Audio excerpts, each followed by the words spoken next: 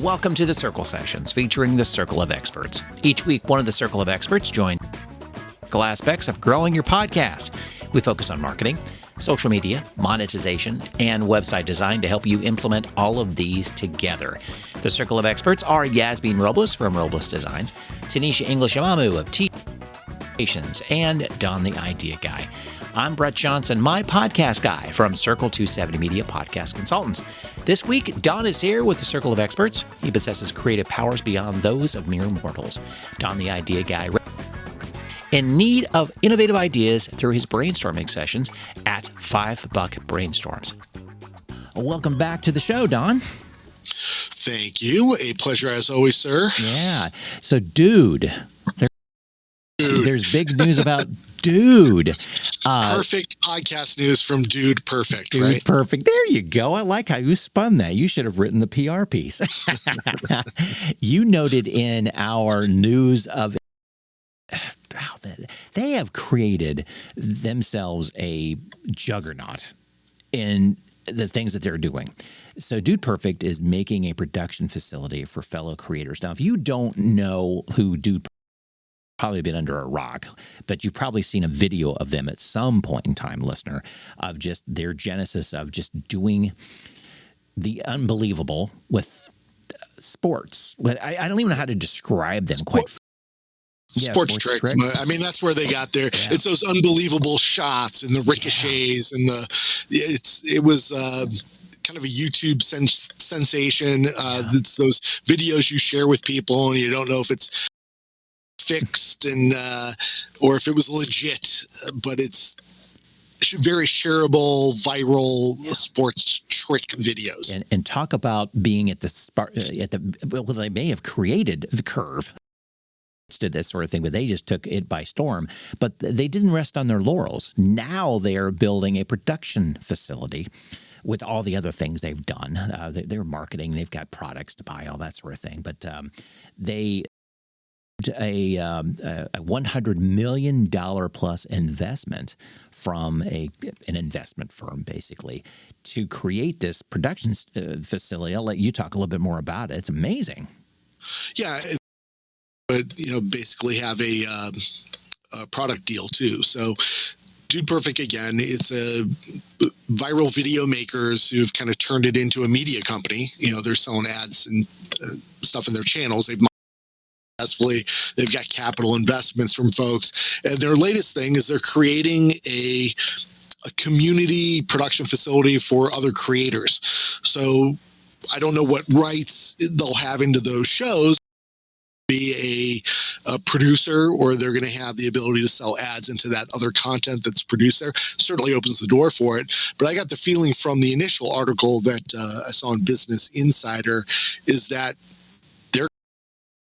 that's not just for themselves, but for other creators who will be invited to come in, and they don't even have to bring their own equipment. The facility is going to be completely outfitted with Samsung products, which you have to figure out a branding deal that this stuff is produced on Samsung equipment, which is a nice investment for Samsung. And you bet it is. Nice exposure. They do a great job in marketing, so that's a winner for Samsung. That's a no-brainer for Samsung, quite frankly. Well, it's in perfect context. You've got creators that come in that, whether they've got a big budget to invest in equipment like that or not, they get a chance to play with some really cool toys. Yes, and use the expertise that the Dude Perfect bring to the table. They know how to do this stuff. So you're learning. You're getting a master's degree in this stuff immediately.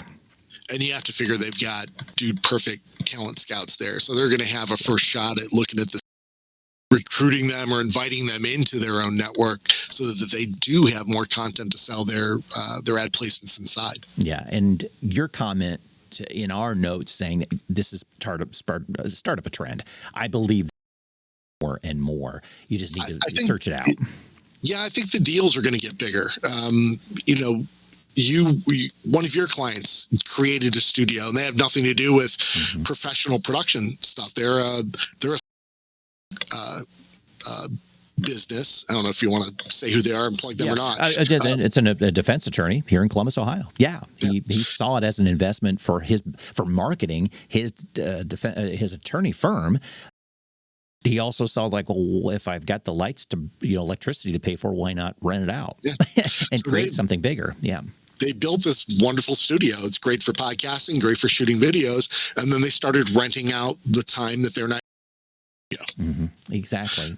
So you can see this happening on small scale as entrepreneurs kind of take advantage of it. But now it's larger license deals. You've got a giant creator brand of Dude Perfect, Samsung, and it's going to be connected to the content development project. So I just think it's a really good mix. I think you're going to see more of those things. Obviously, you see the co-working spaces that are out there that have studios built.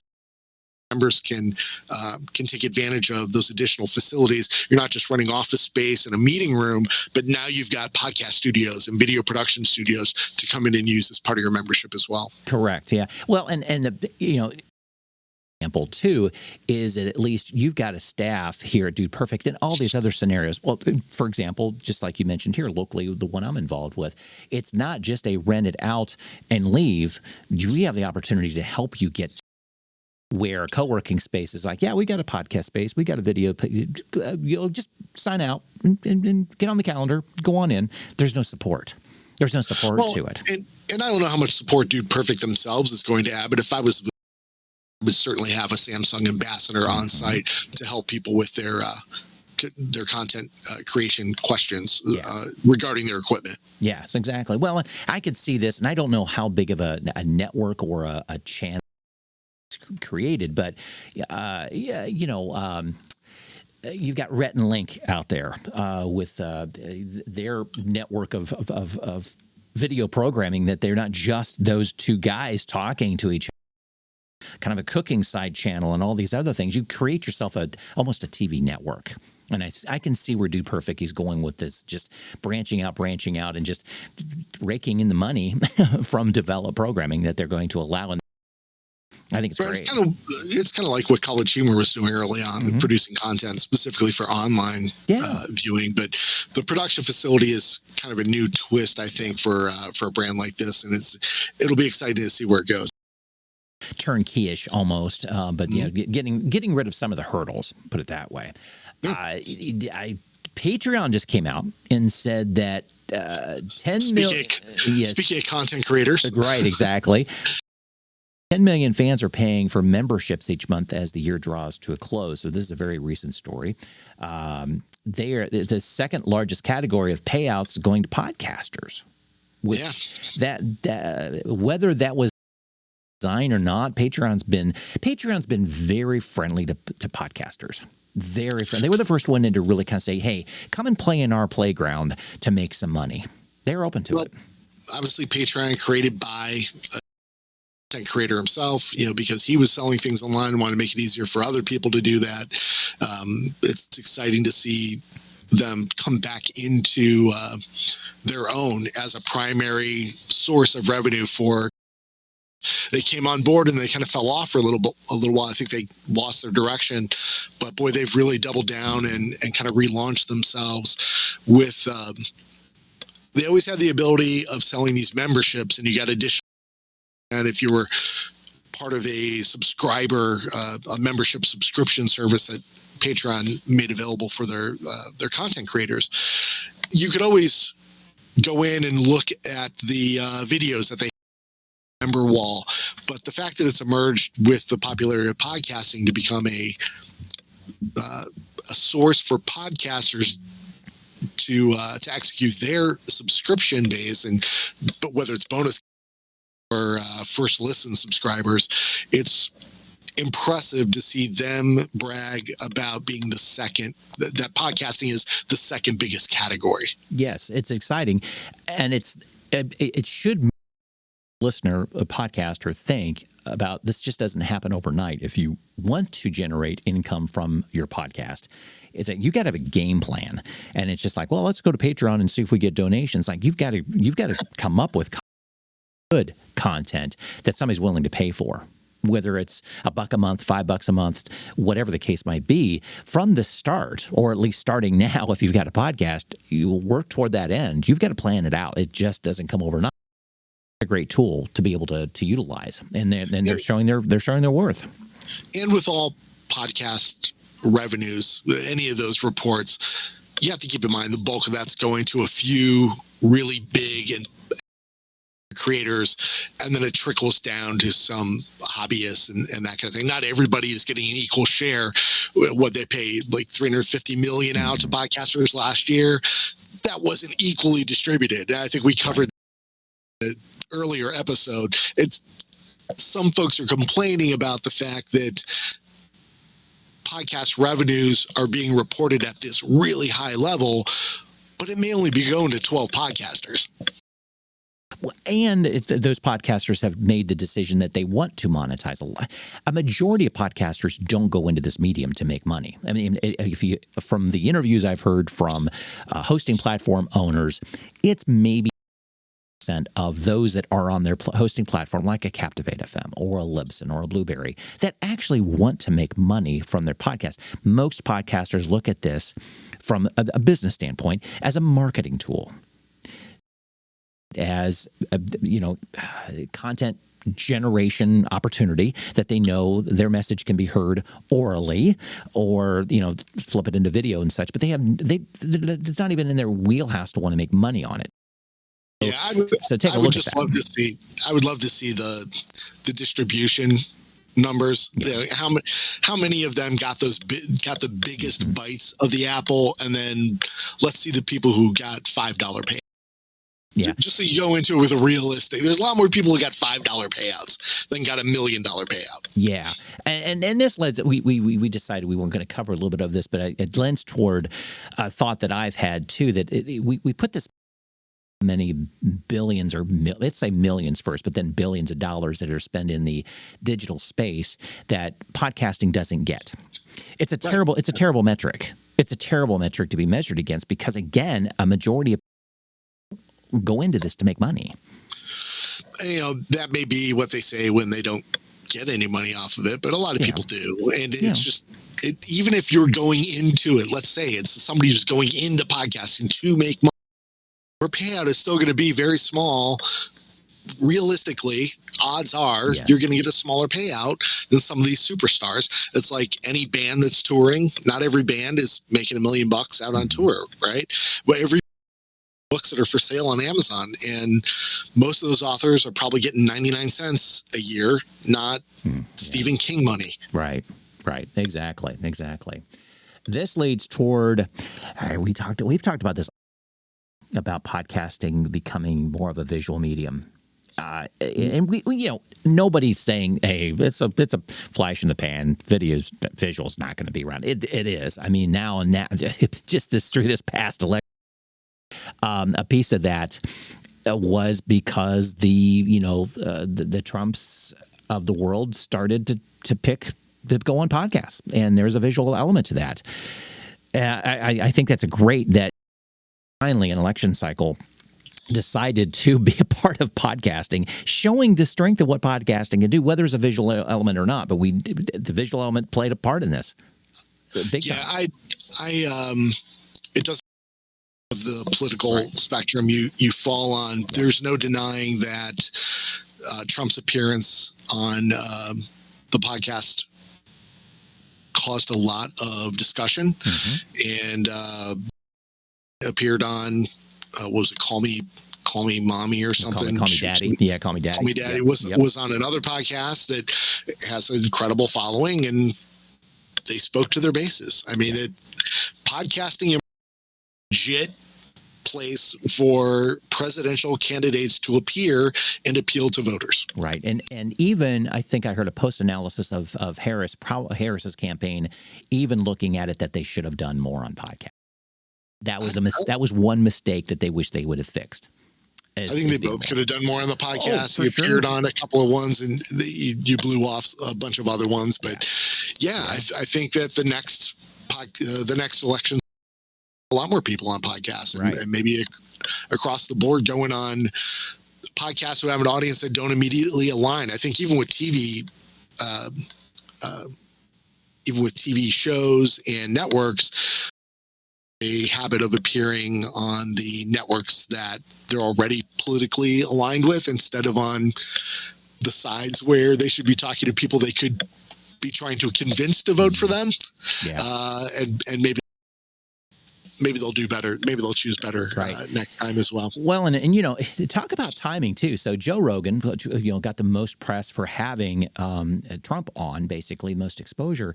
When he just this year behind a paywall, which is interesting. The timing of this, it'd been interesting to see if this would have garnered as much attention if he was still behind that paywall.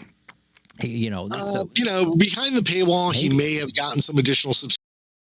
Maybe this goes to the debate of whether you put your content behind a paywall or not. Right. To begin with, it's the money that Spotify originally paid for Rogan's podcast and then made it only available.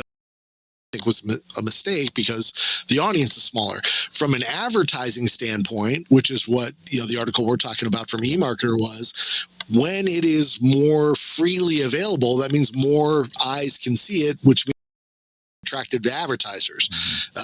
So you have a chance to spike listenership or viewership for these special episodes where a big celebrity is going to be on there without requiring a fee for it. So I think that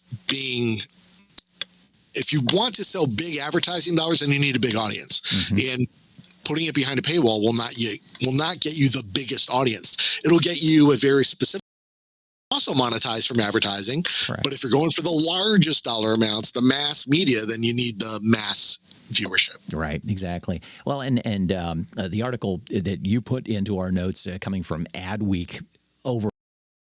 I liked one of the line items in regards to video. Why video? But the top reasons for video shift include a better focus on the show in video format, ability to see facial expressions, and closed captioning options. Like all of those are very valid, depending on who you have as a host, guest, that sort of thing. I think I'm not trying to lift the put more anxiety into podcasters going, I got to do video. It's an option. It's something there. You really have to have a game plan for it. I mean, even one of the graphs that are here, a growing desire to are growing as well. But it's the question was, or not the question, but subtitled, a growing desire to watch podcasts. It says a share of U.S. adults who prefer listening to podcasts with video. Think about how that's stated. Podcasts with video. So and we have this debate all the time about how the audience uses your podcast. Right. Joe Rogan started out as a TV show. Yeah. Right. So the fact that he ended after the show wasn't carried anymore. Howard Stern started on radio, then had a TV show, and then went into satellite. So that's kind of a members only access for him. He's not on public airwaves anymore. But the other shows that they're listing as proof of concept that people have an interest in watching podcasts with video are very TV-centric.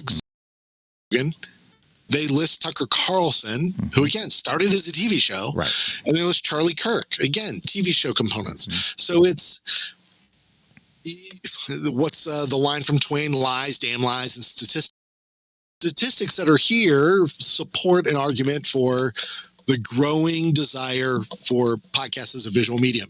That's great if that's the way you use podcasts. Yeah. I don't use podcasts that way. Yeah. So it's I the one who it is an increasing desire. I think as podcasts are used more like television shows, you will absolutely see that, because why doesn't Roku have a podcast channel? Why can't I just load up a Roku or my Amazon Prime and watch the video episodes of podcasts on demand, like I can download the audio versions and listen to them from my phone. But I mostly listen to podcasts when I'm on the road. I can't watch the video driving. Audio is the strength in how I use it. But obviously people who are Joe Rogan fans, a lot of those guys are watching it because they want to see Joe Rogan. Exactly. And so take a step back and take a look at who's really the top are, and don't compare yourself to them when you're going into this medium. Don't let the fact that there is absolutely an increase in video podcasts. There's an absolute increase in the number of podcasts that are coming out that include a video component to it. Don't let that stop you from doing your audio only show. Right. And I see also the podcast video watch time has increased for a podcast called Pod Save America. Well, Pod Save America has done a great big road tour, stage-wise. So the more you're out there doing it, like they're doing in front of audiences, you kind of get them hooked and want to see that more. So Sure. There are a lot of different things in play here. Exactly. Look at the genesis of it. I hear way too many people saying they want to be like Joe Rogan, or look at Joe Rogan. He could. It's like you got to know the path. Do the research, understand where he came from, and why it's a success, and do your own thing. Do your own thing. You're going to be happier in the long run. Well, that, and you're going to have to plan accordingly. What is the visual? There's a number of other podcasts that go out kind of on the road and record them in front of a live studio audience. That's kind of a fun element, but ultimately you're watching a talk show. But Johnny Carson show, Late Night with David Letterman, all those late shows are legendary before podcasting was a word. And people tuned in to watch an interview. They tuned in to watch two people talking to each other. Right. So absolutely, podcasts have the ability to draw but it doesn't have to be a requirement. Right. Exactly. And I like this article that you put here at the last, a segment that is basically a sellable segment or within a podcast, the Hustle Daily Show. Talk a little bit about that. Yeah, this is interesting. Sure. Yeah, sure. I shared this just as an I told you so moment on the show. You and I have discussed several episodes that podcasters need to think like programmers, and you want to pre-promote features in your show, in your episode, and then deliver on those features later in the episode, whether it's question at the beginning and then giving the answer at the end. Those kinds of things we've used as examples. And this was one that crossed my radar. I'm a listener of the Hustle Daily Show podcast. It comes out every day. It's part of the Hub. It is a very popular podcast, probably one of the top podcasts around, business podcasts. It's business news. It is well sponsored, and again, part of Spot Podcast Network. Well, I've been listening to them for a year or so, and just recently, within the last month or two, they've begun introducing a segment they call the bottom of the ninth. So they will give some sort of teaser about some of their content. It might be, let's say, how many more people are watching video versions of podcasts than just the audio only version. They'll say, hey, we're going to talk more about where people are watching their video podcasts in our bottom of the ninth segment later in the podcast show. They call it the bottom of the ninth because they have the rest of their innings up at the front. And in the last segment of the show, right before they thank you for listening and play their end credits and list their last sponsorship, they give this final statistic. During Thanksgiving, they talked about how the airline industry so much business this year, and they gave stats on how many more flights there were. And then they said, if you're interested in knowing what the top 3 flight routes in the U.S. are during Thanksgiving holiday, listen to the bottom of the ninth. And then you had to wait till the end of to hear what the top flight route was for Thanksgiving holiday. It's just a great way to tease this segment so that you get people who are interested in it listening all the way through to the end so they can get the payoff of the tease that you gave them. Way, and it shakes up the show a little bit. I think it's fantastic. You're right. We've talked about this probably almost every episode of just that. Be creative with your podcast. Have those pieces of programming elements that your listeners are going to become accustomed to, shareable moments, and you get to have fun with as well too, and possibly a sponsorable moment. It gives you engagement. It gives you some the ability to pull interested listeners through further into the show, because a lot of people hear the end of the show and then they bail before the credits. They don't want to listen to the credits. There's no reason to listen to credits. How many of us jump to the next episode, watch watching credits. Marvel movies started adding after credit scenes to get people to stick around and watch the credits. And it's just a way to pull interested folks through. Not everybody's going to care about the 3 flight routes in the US. People will care more about hearing who the top video platform is for podcasting. It kind of depends on your content, your audience, who you're pulling through. It's engagement, it's programming content, and like you and I've mentioned before and earlier, it's sponsorable. Mm-hmm. Yeah, exactly. Well, this episode is going to be flying on the very beginning of 2025, and I'm going to throw a curve at you a little bit. I'll put it out here first, but some predictions. A prediction. Podcasting next year, and it leans toward this. I think there's going to be some really good creativity with podcasts. Let's go with news podcasts, basically headline, in depth. I think you're going to see a programming change within those podcasts. Let's say it's an interview podcast, that I think there are going to be some elements that they're going to change up within that interview podcast.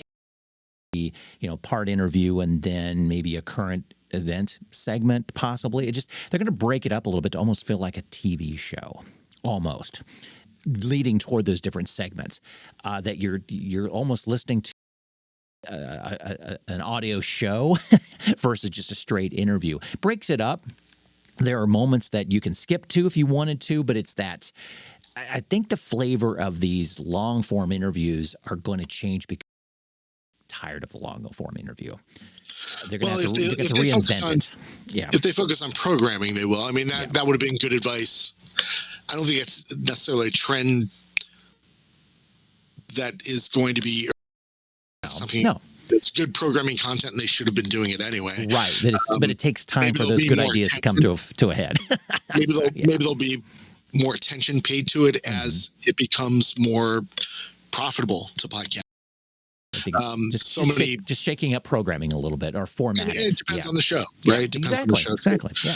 As far as predictions, I think you're going to see a lot more podcasts being acquired. I think you're going to see podcasts that are already out there because it's going to be cheaper to acquire an existing podcast and audience than it will be to develop one on your own. Yeah. So let's say there's a fantastic podcast outdoors and camping. I think it would make absolute sense for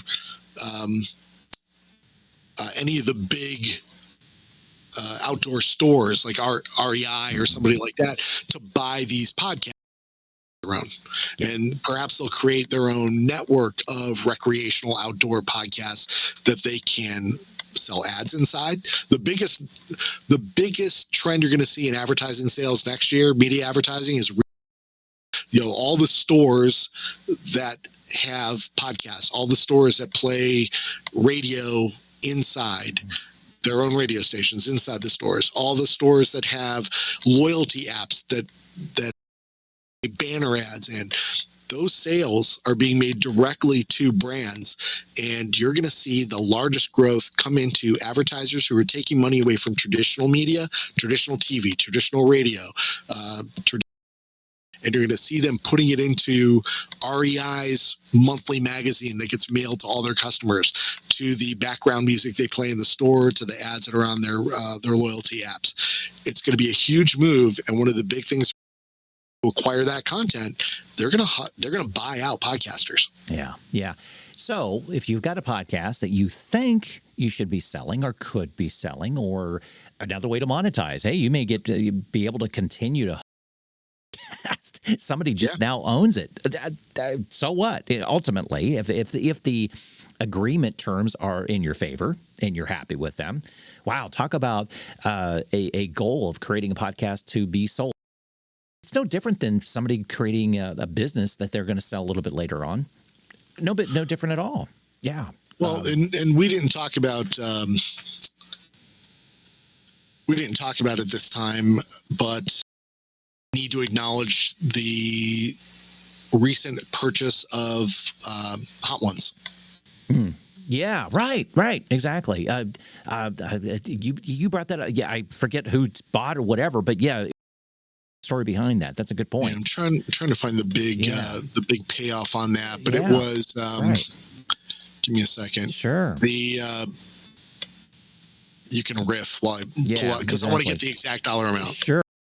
So, yeah, I mean, either you and I have talked about this, or this has been a discussion point at least 4 or 5 years ago about the opportunity to companies buying and just making it their own and branding it differently, but basically hiring, not getting rid of anything, keeping the host, keeping the co-host, keeping the format. It's just paying them to do the podcast because they don't have the in their own business or the energy or the personalities to do it. So it's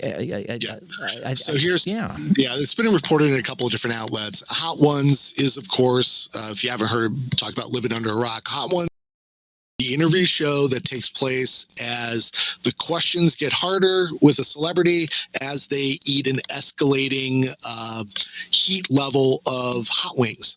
So every question comes with an increased on hot sauce on wings. And they've had people like Beyonce and the biggest TV, Ryan Reynolds and Hugh Jackman were on a recent episode. And this was something that started from a small YouTube channel. I mean, they definitely had a couple of other food-based shows, and they were looking for ways to incorporate a food challenge into an interview show. And they brainstormed up with the idea of Hot Ones, where you eat hot wings, hosted by who's their host? Sean. I can't think of his name. Sean Evans. Yeah. Sean Evans hosted it. Online, people probably shared the videos with you because it's pretty funny to watch. Talk about a podcast that needs to be video. The interviews with these guys would be fun, but not as much fun as watching them take bites of hot wings that are setting their mouth and causing them to sweat. Right. So they've had tons of episodes. It's been very profitable, plenty of sponsorship, food products, events that they've had, but they were recently sold to a group of investors, $83 million cash. Wow. So it wasn't even like part cash, part stock. $82.5 million all cash deal. And their host, Sean, is going to remain the host for a certain, so they have that continuity. Wow. And how long has that show been, the article, how long has it been around? I'm not sure how long the show. Yeah. Here we go. Hot Ones first launched in 2015. Now has more than 14 million on YouTube and 4 billion views to date on the platforms. That's a lot of hot sauce. That's a lot of wings this dude is eating.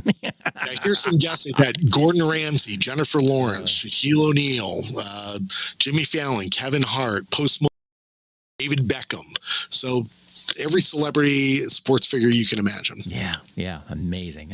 So the potential's there.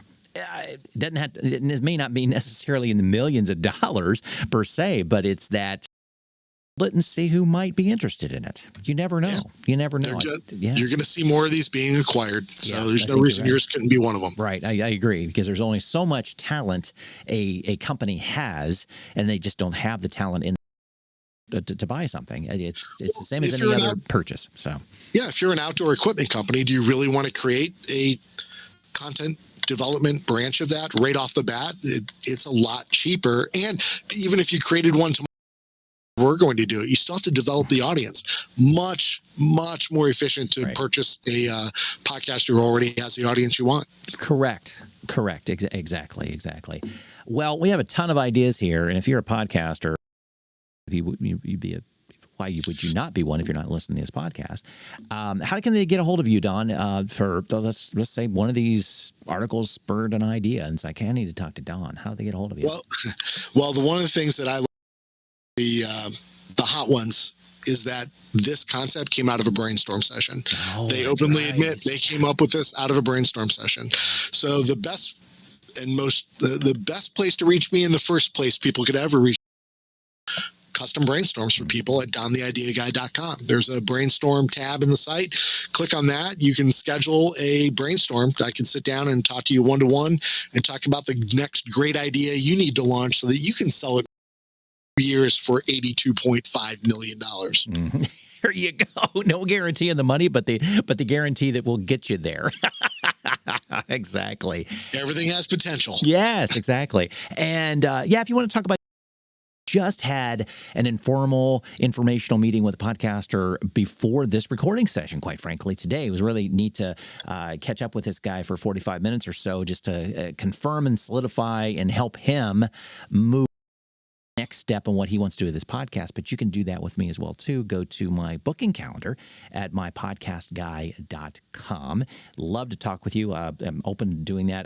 That's probably one of the more fun things, just to have those type of sessions about where are you going with your podcast. I know Don loves what he does with it as well too, because that's the fun part, and then getting it implemented and getting it moving in the right direction. So we appreciate you listening to this episodes with the Circle Sessions, and we appreciate you contacting us at any point in time when you need some help with whatever we have to offer. So Don, thank you for joining me.